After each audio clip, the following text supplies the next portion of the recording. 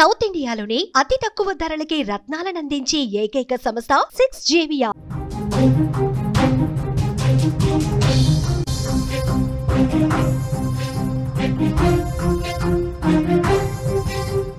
Social media ఛానల్స్ని రద్దు చేయడంతో నేపాల్లో రక్తపాతం మొదలైంది.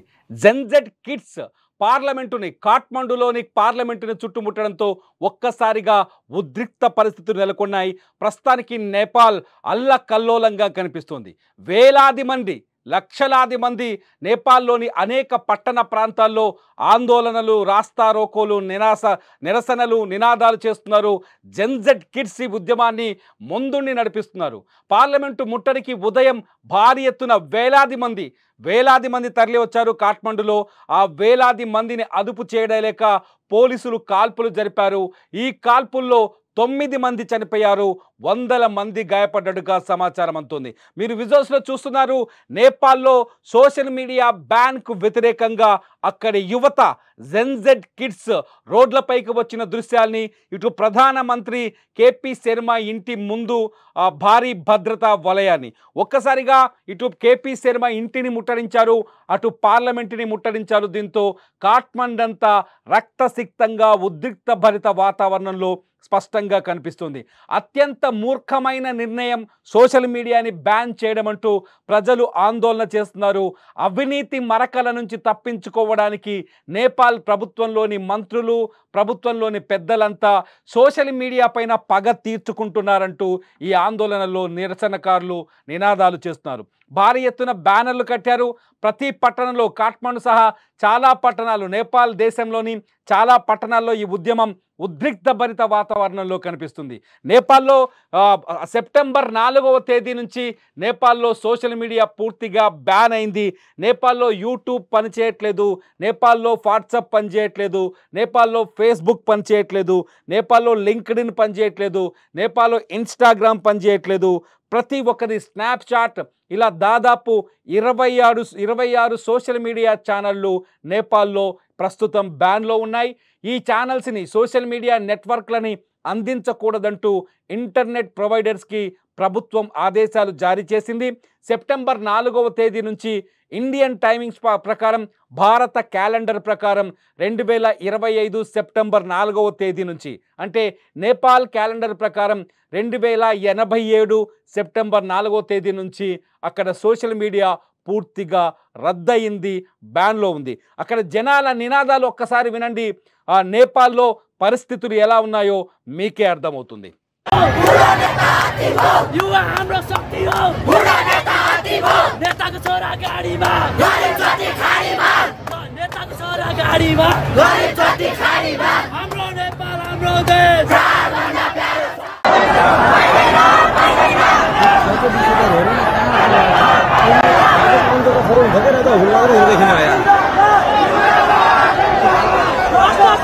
సోషల్ మీడియా బ్యాన్కి ప్రధాన కారణం తాజాగా సుప్రీంకోర్టు, నేపాల్ సుప్రీంకోర్టు ఇచ్చిన ఉత్తర్వులు ప్రధాన కారణంగా కనిపిస్తున్నాయి.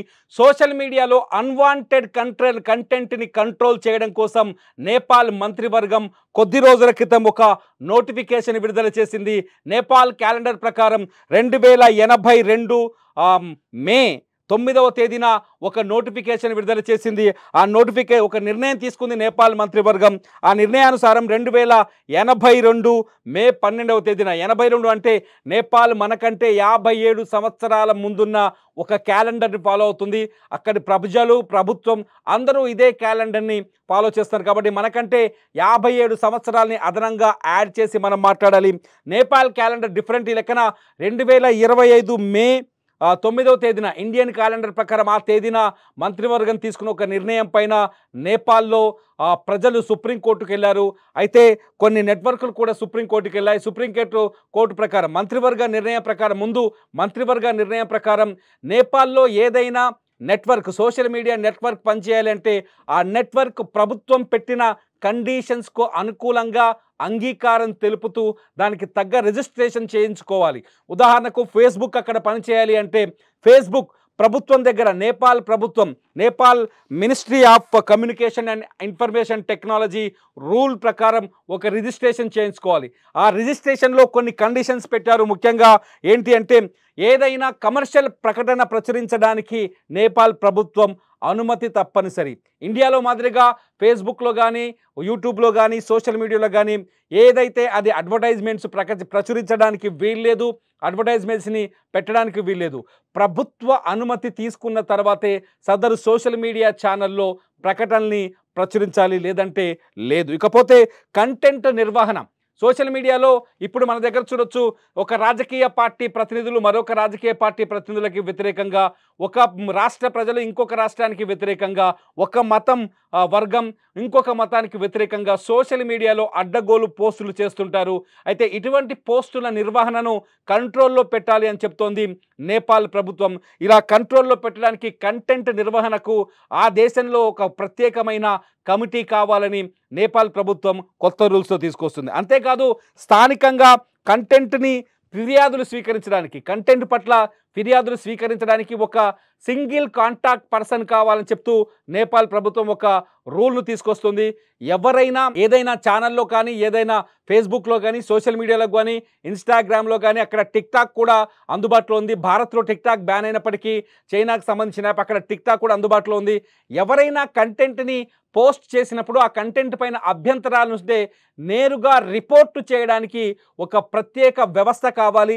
ఆ వ్యవస్థని నిర్మిస్తామని సదరు ఫేస్బుక్ కావచ్చు, వాట్సాప్ కావచ్చు, యూట్యూబ్ కావచ్చు ఖచ్చితంగా అంగీకారం తెలపాలని చెప్పేసి రూల్ పెట్టింది. కంప్లైంట్ ఆఫీసు ఏర్పాటు చేయడం, స్థానిక సమస్యల పరిష్కారం పైన, స్థానిక సమస్యల కంటెంట్ అంటే లోకల్స్ ఎవరైనా ఫిర్యాదు చేసి ఆ ఫిర్యాదుని పరిశీలించి పరిష్కరించడం కోసం ఒక వ్యవస్థను ఏర్పాటు చేయాలని చెప్పేసి నేపాల్ ప్రభుత్వం ఒక రూలింగ్ తీసుకొచ్చింది. ఆ రూలింగ్ని అంగీకరిస్తూ యూట్యూబ్ ఛానల్ కావచ్చు, లేకపోతే ఇతర సోషల్ మీడియా ఛానల్ కావచ్చు, ఆమోద ముద్ర వేయించుకొని, అంటే ప్రభుత్వం నుంచి అనుమతి తీసుకుంటేనే ఆ సోషల్ మీడియా ఛానల్ నేపాల్ పరిసర ప్రాంతాల్లో నేపాల్లో పనిచేస్తుంది, లేదంటే పనిచేయదు. గడిచిన జూన్లో ఈ రూలింగ్ తీసుకొచ్చారు. జూన్ నుంచి దాదాపు కొంత సమయం ఇచ్చారు. సెప్టెంబర్ 4కు ముందు 7 రోజుల పాటు వార్నింగ్ ఇచ్చారు. ప్రతి ఒక్కరూ ఈ రూలింగ్లో ప్రతి నెట్వర్క్ కానీ, ప్రతి సోషల్ మీడియా ఛానల్ కానీ నేపాల్ ప్రభుత్వం తీసుకొచ్చిన కొత్త రూల్కి అనుగుణంగా రిజిస్ట్రేషన్ చేయించుకోవాలని ఆదేశాలు జారీ చేశారు. రిజిస్ట్రేషన్ చేయించుకొని వాళ్ళ నెట్వర్క్ని బ్యాన్ చేస్తామని, అంటే ఎవరైతే యూట్యూబ్ ఒకవేళ రిజిస్ట్రేషన్ చేసుకోకపోతే నేపాల్లో యూట్యూబ్ పనిచేయదు. ఇప్పుడు ప్రస్తుతానికి నేపాల్లో ఫేస్బుక్ పనిచేయట్లేదు, వాట్సాప్ పనిచేయట్లేదు, యూట్యూబ్ పనిచేయట్లేదు, ట్విట్టర్ పనిచేయట్లేదు, ఇన్స్టాగ్రామ్ పనిచేయట్లేదు, లింక్డ్ఇన్ పనిచేయట్లేదు. నేపాల్లో పూర్తిగా ఇలా 26 ఛానల్స్ బ్యాన్లో ఉన్నాయి. ఈ 26 ఛానల్స్ పనిచేయడం ఆపేశాయి. నేపాల్లో 26 ఛానల్స్ పనిచేయాలి అంటే ఖచ్చితంగా 26 ఛానల్స్ ప్రతినిధులు నేపాల్ ప్రభుత్వం దగ్గరికి వెళ్ళి ప్రత్యేకంగా ఏర్పాటు చేసిన రిజిస్ట్రేషన్ చేసుకోవాలి. రిజిస్ట్రేషన్ చేసుకున్న తర్వాతే ఈ 26 నెట్వర్క్లు నేపాల్లో అందుబాటులోకి వస్తాయి. అంతేకాదు, నేపాల్ పార్లమెంట్లో ఆ ప్రభుత్వం ఒక కొత్త చట్టాన్ని తీసుకొచ్చింది. ఈ చట్టాన్ని ప్రస్తుతం పార్లమెంట్లో చర్చలో ఉంది. చట్టం నేపాల్లో కొత్తగా తీసుకొచ్చిన సోషల్ మీడియా రూల్స్కు అనుగుణంగానే ఈ చట్టాన్ని తయారు చేస్తున్నారు. ఎవరైనా సోషల్ మీడియాలో జాతీయ ప్రయోజనాలకు వ్యతిరేకంగా కామెంట్ చేసినా, జాతీయ ప్రయోజనాలకు వ్యతిరేకంగా వీడియోలు తయారు చేసిన, జాతీయ ప్రయోజనాల్ని, జాతీయ సంపదను దెబ్బతీసే విధంగా, నేపాల్కి నష్టం కలిగించే విధంగా ఎవరైనా వీడియోలు చేసినా, కంటెంట్ చేసినా, ఆ కంటెంట్ చేసిన వాళ్లకు జరిమానా విధించడం, లేదంటే వాళ్ళకి జైలు శిక్ష విధించాలి అనే ఉద్దేశంతో కొత్త సోషల్ మీడియా చట్టాన్ని కూడా తీసుకొస్తుంది నేపాల్. గతంలో చైనాలో ఇటువంటి చట్టం అమల్లో ఉంది. ఆ తర్వాత ఉత్తర కొరియాలో ఇటువంటి చట్టాలు అమల్లో ఉన్నాయి. ఉత్తర కొరియా చైనాకు తగ్గట్టుగానే చైనా దోస్త్ నేపాల్ కూడా ఇటువంటి కఠినమైన చట్టాన్ని తీసుకొచ్చే ప్రయత్నం చేస్తుంది నేపాల్లో. సో ప్రభుత్వం గత కొంతకాలంగా సోషల్ మీడియా పైన చేస్తున్న ఈ దాడిని కొందరు తీవ్రంగా వ్యతిరేకిస్తున్నారు. ఇది పూర్తిగా వాక్ స్వాతంత్ర్యానికి వ్యతిరేకమని చెప్తున్నారు. అంతేకాదు, జర్నలిజానికి, స్వేచ్ఛాయుతమైన జర్నలిజానికి కూడా ఇది వ్యతిరేకమని, ఫ్రీడమ్ ఆఫ్ ప్రెస్కి కూడా వ్యతిరేకం వ్యతిరేకం అంటూ నేపాల్లో సోషల్ మీడియా వేదికగానే, ముఖ్యంగా టిక్ టాక్ ప్రస్తుతం అందుబాటులో ఉంది, అక్కడ టిక్ టాక్ వేదికగా ఈ ఉద్యమం నిర్మితమైంది.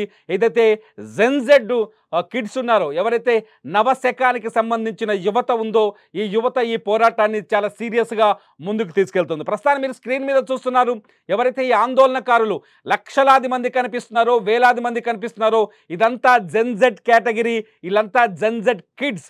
వీళ్ళే ఇప్పుడు నేపాల్లో ఈ ఉద్యమాన్ని నడిపిస్తున్నారు. నేపాల్ భవిష్యత్తుకి ఇది ఒక భయంకరమైన నిర్ణయమని, మ్యూట్ చేయొద్దని, ప్రజల గొంతును మ్యూట్ చేయొద్దని, ప్రజల వాయిస్ని మ్యూట్ చేయొద్దంటూ వీళ్ళు ఆందోళన చేస్తున్నారు.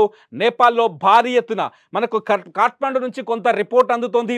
కాఠ్మండులో జరుగుతున్న నిరసనలకు సంబంధించిన విజువల్స్ చూస్తున్నాం. కానీ కొన్ని రిపోర్ట్స్ చెప్తున్నాయి, కాఠ్మండుతో పాటు నేపాల్లోని అనేక ముఖ్య పట్టణాల్లో ఈ జెన్జెడ్ ఉద్యమాలు కొనసాగిస్తోంది అని. కాఠ్మండులో ఇవాళ పార్లమెంటును ముట్టడించే ప్రయత్నం చేస్తున్నారు. పార్లమెంటును ముట్టడించడానికి జెన్జెడ్ గ్రూప్ భారీ ఎత్తున లక్షలాదిగా తరలి వచ్చారు. అయితే పార్లమెంటుని కాపాడే ప్రయత్నంలో పోలీసులు వాళ్ళని కంట్రోల్ చేయలేకపోయారు. పోలీసులు జరిపిన ఎదురు కాల్పుల్లో 9 మంది ఆందోళనకారులు ప్రాణాలు కోల్పోయారు. వందలాది మంది తీవ్రంగా గాయపడి ఆసుపత్రి పాలయ్యారు. ప్రస్తుతానికి నేపాల్లో ఒక అప్రకటిత కర్ఫ్యూ నడుస్తోంది. నేపాల్లో ఒక అప్రకటిత ఎమర్జెన్సీ నడుస్తోంది. నేపాల్ ప్రభుత్వం పైన, నేపాల్ పాలకుల పైన పూర్తి స్థాయిలో అక్కడి ప్రజలు తిరగబడ్డారు. ఆ తిరుగుబాటుకు సంబంధించిన ఉద్యమం చాలా వేగంగా దూసుకెళ్తోంది, చాలా వేగంగా ప్రజల ముందుకు వెళ్తోంది. ఈ ఉద్యమాన్ని చాలా దగ్గరుండి కొందరు నడిపిస్తున్నారు. ఇటు వాక్ స్వాతంత్రానికి వ్యతిరేకం కావచ్చు, సోషల్ మీడియా బ్యాన్ కావచ్చు, పూర్తిగా ఎందుకు చేస్తున్నారని ప్రశ్నిస్తున్నారు ఇక్కడ జెన్జెడ్. ఎందుకంటే గతంలో నేపాల్కి అతిపెద్ద సమస్య భూకంపాలు. ఈ భూకంపాల సందర్భంగా నేపాల్కి అందిన ఆర్థిక సహాయాన్ని అత్యంత దారుణంగా ప్రజలకు చేరకుండా అన్యాయంగా రాజకీయ నాయకులే పంచుకున్నారని, ప్రజలకు అందకుండా రాజకీయ నాయకులే దోపిడీకి పాల్పడ్డారని, నేపాల్ ప్రజల భవిష్యత్తుని కానీ, నేపాల్లో పేదరికాన్ని తొలగించడానికి కానీ, నేపాల్లో భూకంప బాధితులకు తిరిగి వాళ్ళ ఇళ్ల నిర్మాణానికి ఆర్థిక సహాయం చేయడంలో పూర్తి స్థాయిలో కేపీ శర్మ ప్రభుత్వం పూర్తి స్థాయిలో విఫలమైందని, ఈ అవినీతిని కప్పిపుచ్చుకోవడానికి, ఈ అవినీతిని ప్రశ్నిస్తున్న సోషల్ మీడియా వేదికల ద్వారా ప్రశ్నిస్తున్న వ్యక్తులపైన కక్ష తీర్చుకోవడానికి, సోషల్ మీడియా వేదికగా సంధిస్తున్న ప్రశ్నలకి సమాధానాలు చెప్పలేకే ఈ దారుణానికి సోషల్ మీడియా పైన ప్రభుత్వం ఉక్కుపాదంతో అణిచివేసే ప్రయత్నం చేస్తుందనే చర్చ జరుగుతుంది. సోషల్ మీడియాని కంట్రోల్లో పెట్టుకుంటే తమ పరిపాలన ఏ విధంగానైనా కొనసాగించవచ్చు. సోషల్ మీడియాని కంట్రోల్లో పెట్టుకోగలిగితే ఎవరు ప్రశ్నించే వాళ్ళందరినీ కటకటాల పాలు చేయొచ్చు. సోషల్ మీడియాని కంట్రోల్లో పెట్టుకుంటే నేపాల్లో ఏకపక్షంగా ప్రభుత్వాన్ని నడిపించొచ్చనే ఉద్దేశంతోనే సోషల్ మీడియా పైన ఇటువంటి కఠినమైన చర్యలకి పూనుకున్నారంటూ ఇక్కడ జెన్జెడ్ ఆందోళన చేస్తుంది. ప్రస్తుతానికైతే కాఠ్మండులో ఉద్రిక్త భరితమైన వాతావరణం కనిపిస్తుంది. కాఠ్మండులో తీవ్రమైన నిరసనల మధ్య అక్కడ ఎమర్జెన్సీని ప్రకటించారు. పోలీసులు రోడ్లపైకి రాకుండా, అంతేకాకుండా నేపాల్లో మిలిటరీని కూడా మోహరించారు. ముఖ్యమైన పట్టణాల్లో ఆందోళనలు జరగకుండా ఎప్పటికప్పుడు వాచింగ్ చేస్తున్నారు. ఊహించని విధంగా వైరల్గా మారింది ఉద్యమం. ప్రస్తుతం నేపాల్ అంతా అల్లకల్లోలంగా కనిపిస్తోంది. युवा हाम्रो शक्ति हो, बुढा नेता हात्ती भो, नेताको छोरा गाडीमा, गरीब जति खाडीमा।